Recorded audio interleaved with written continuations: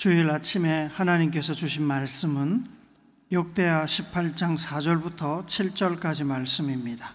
함께 읽도록 하겠습니다. 시작.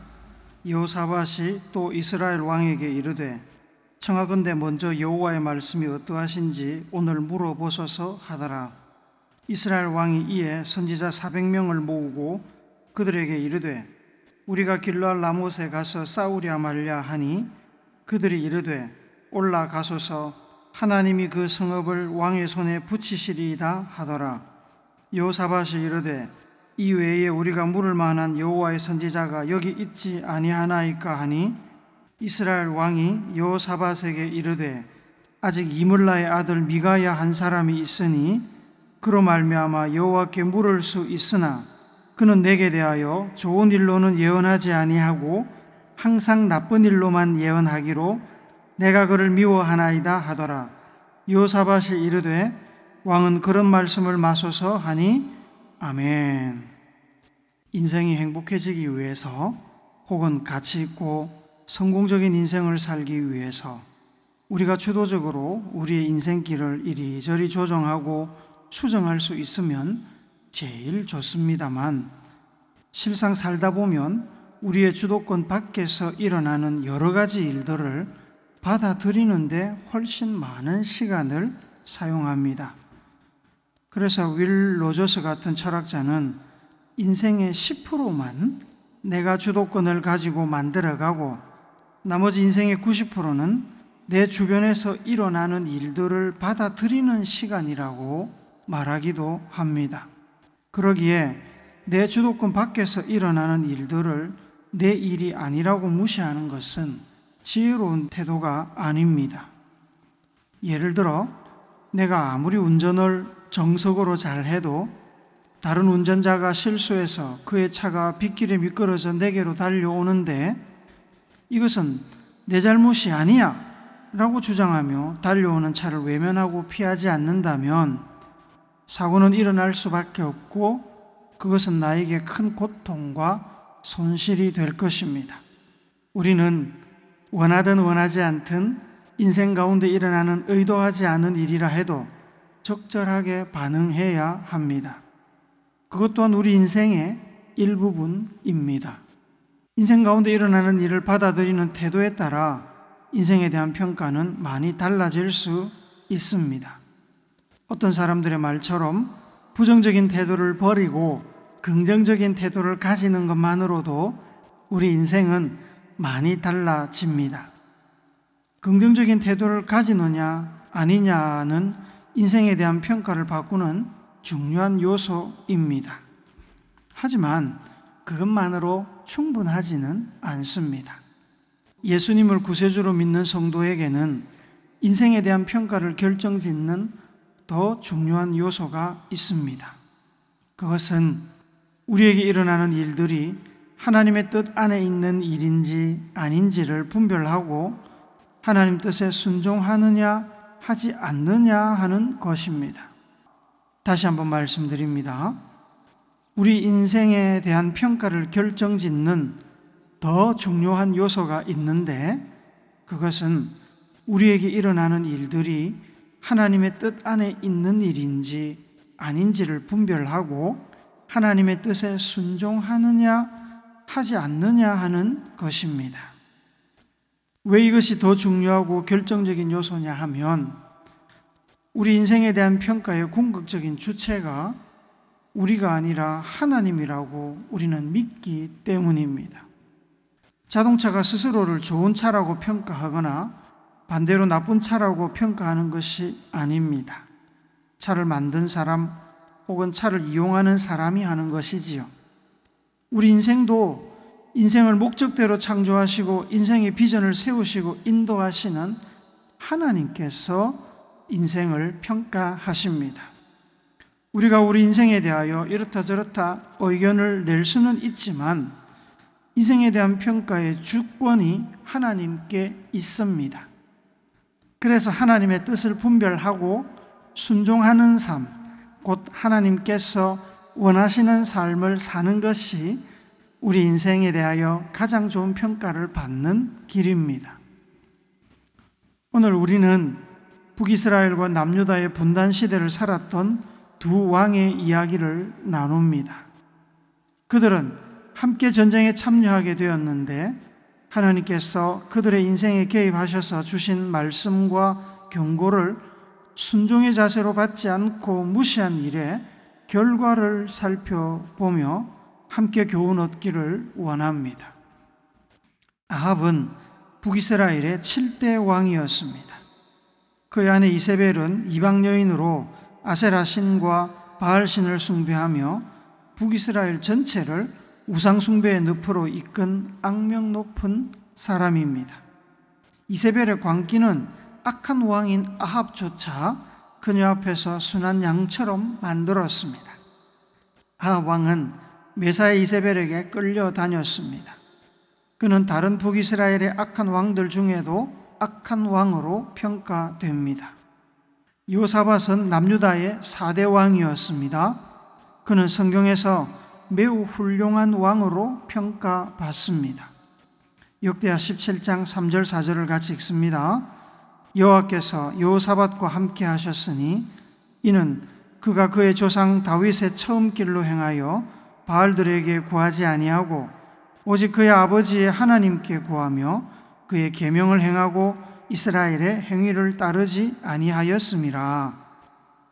이렇게 전혀 다른 삶을 살았던 두 왕이 한 가지 접점을 가지게 되었습니다. 남북 간의 평화를 위해서 그랬는지는 모르지만 두 왕이 자녀의 정략 결혼을 통해서 사돈이 되었습니다. 어느 날 여호사밧 왕은 부하들을 이끌고 사마리아에 있는 아합 왕을 방문했습니다. 왕이 부하를 이끌고 옆 나라에 찾아가는 일은 단순히 만나서 술 한잔 하려고 가는 것은 아닙니다. 이날도 마찬가지였을 것입니다.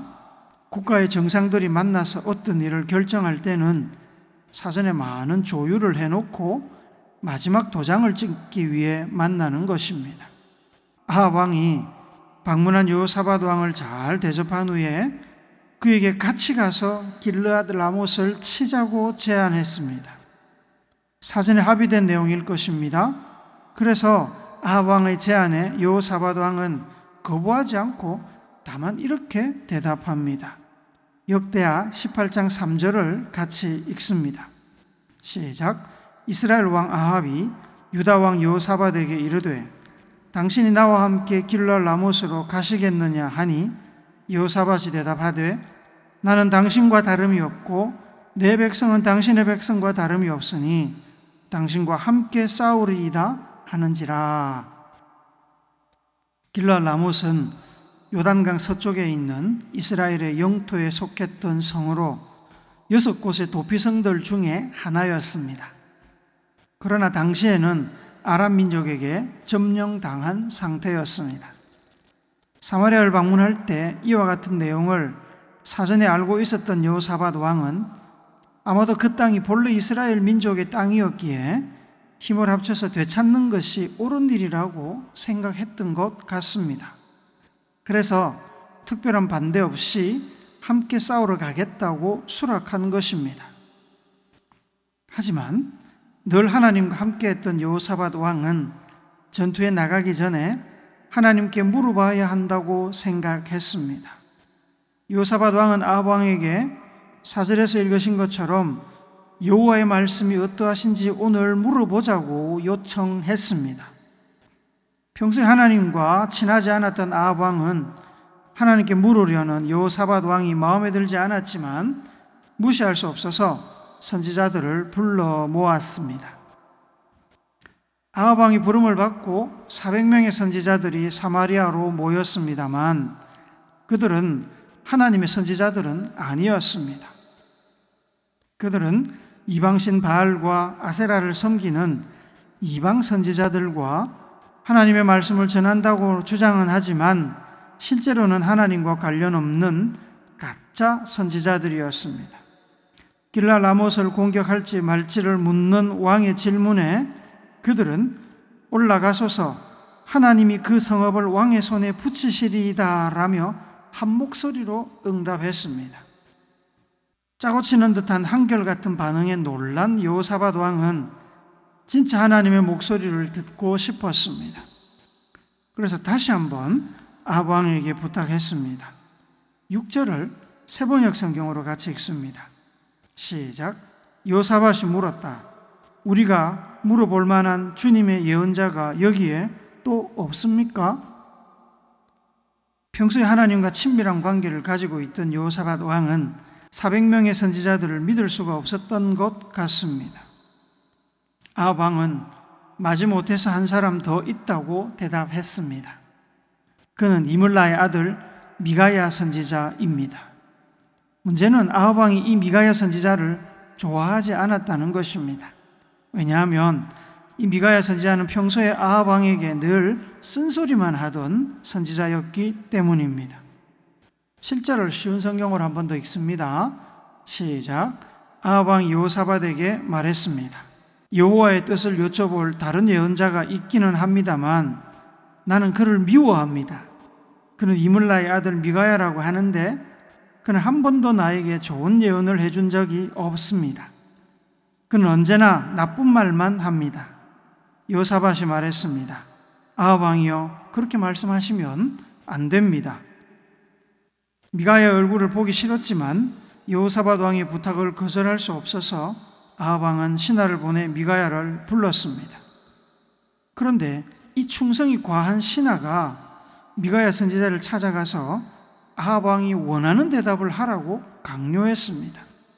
다른 선지자들이 모두 길랏 라못을 치러 가는 것을 찬성했으니 미가야 선지자도 찬송하라는 것입니다. 미가야 선지자는 하나님께서 주시는 말씀만 전하겠다고 말했습니다만 막상 아합 왕 앞에 가서는 400명의 선지자들 앞에서 쫄았는지 평소와 다르게 신하가 요청한 대로 아합 왕이 듣고 싶은 말을 했습니다. 역대하 18장 14절을 같이 읽습니다. 시작. 이에 왕에게 이르니 왕이 그에게 이르되 미가야야, 우리가 길랏 라못으로 싸우려 가랴 말라 하는지라. 이르되 올라가서 승리를 거두소서. 그들이 왕의 손에 넘긴 바 되리이다 하니. 글로는 드러나지 않지만 아합 왕은 미가야 선지자의 그 말을 듣고 뭔가 불쾌감 혹은 불편함을 느꼈던 것 같습니다. 평소에 늘 싫은 소리, 비판적이고 부정적인 말만 하던 선지자가 그날은 어쩐지 다른 이방 선지자들과 같이 긍정적으로 말했습니다. 그래서 아합 왕은 미가야 선지자의 말을 받아들이지 않고 진실을 말하라고 다그쳤습니다. 미가야 선지자는 어쩔 수 없이 자기가 받은 하나님의 말씀을 전했습니다. 역대하 18장 16절을 같이 읽습니다. 그가 이르되 내가 보니 온 이스라엘이 목자 없는 양같이 산에 흩어졌는데 여호와의 말씀이 이 무리가 주인이 없으니 각각 평안히 자기들의 집으로 돌아갈 것이니라 하셨나이다 하는지라.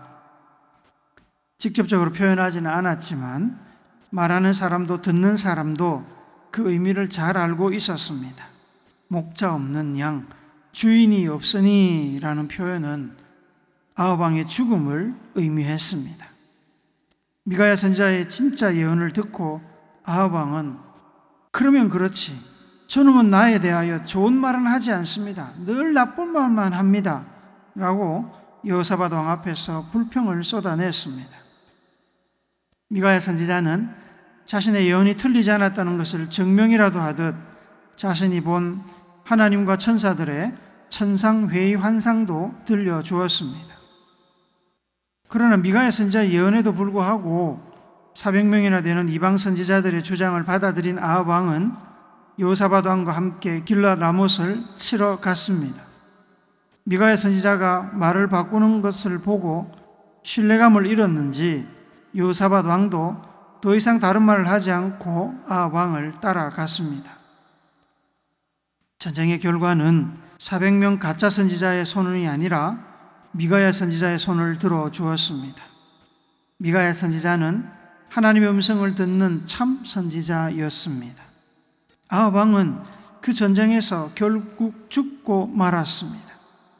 여호사밧 왕은 죽을 위기에서 하나님께 도움을 청하여 겨우 목숨을 건졌고 남유다로 돌아갔습니다.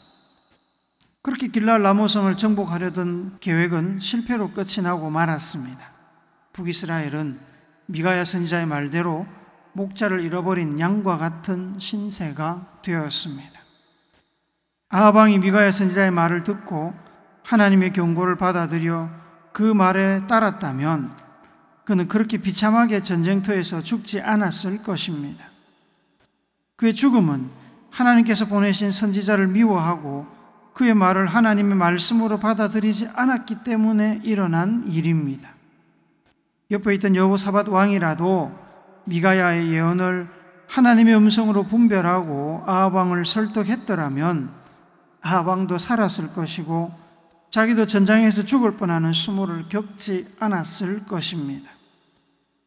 그러나 평소에 하나님을 멀리했던 아합 왕이나 평소에 하나님과는 잘 지냈던 여호사밧 왕이나 하나님의 선지자 미가야가 전하는 예언을 하나님의 경고로 받지 않고 무시하는 바람에 그들은 하나님의 경고대로 한 사람은 죽었고 한 사람은 죽을 고비를 넘기게 되었습니다. 일반적으로 우리가 하나님 앞에서 실패하는 것은 첫째로 하나님의 음성을 분별하지 못하기 때문이고 둘째로 분별하더라도 순종하지 않기 때문입니다. 400명이나 되는 거짓 선지자들의 예언을 두고 한 명의 참 선지자의 예언을 따르는 것은 쉬운 일이 아닙니다. 하나님과 친밀한 관계에 있던 여호사밧 왕조차 400명 선지자의 귀를 즐겁게 하는 그 아부성 예언을 들으며 하나님의 참 음성을 분별해내지 못했습니다. 어쩌면 여호사밧 왕은 미가야의 예언을 듣고 전쟁터로 가고 싶지 않았을지도 모릅니다. 다만 현장의 분위기와 아합 왕의 설득에 마지못해 함께 길랄 라못으로 갔을 수도 있습니다. 하나님의 말씀보다, 하나님의 음성보다 이방 선지자들 혹은 친분 있는 왕의 음성에 더 귀를 기울인 것입니다. 하나님의 뜻에 순종하여 하나님의 뜻을 따르려면 당연히 분별력도 있어야 하지만 순종하는 용기도 필요합니다. 하나님께서 아니야 라고 하시면 아니라고 이야기하고 하나님이 맞아 라고 하시면 맞다고 이야기할 수 있는 용기가 필요합니다.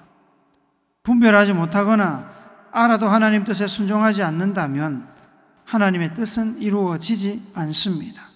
그러면 하나님께 칭찬 들을 일이 없어지는 것입니다. 아합 왕이 그를 위해서 하나님께서 세우신 미가야 선지자를 알아보지 못한 것은 참 안타까운 일입니다. 그는 하나님과 하나님의 말씀에 관심이 없었습니다.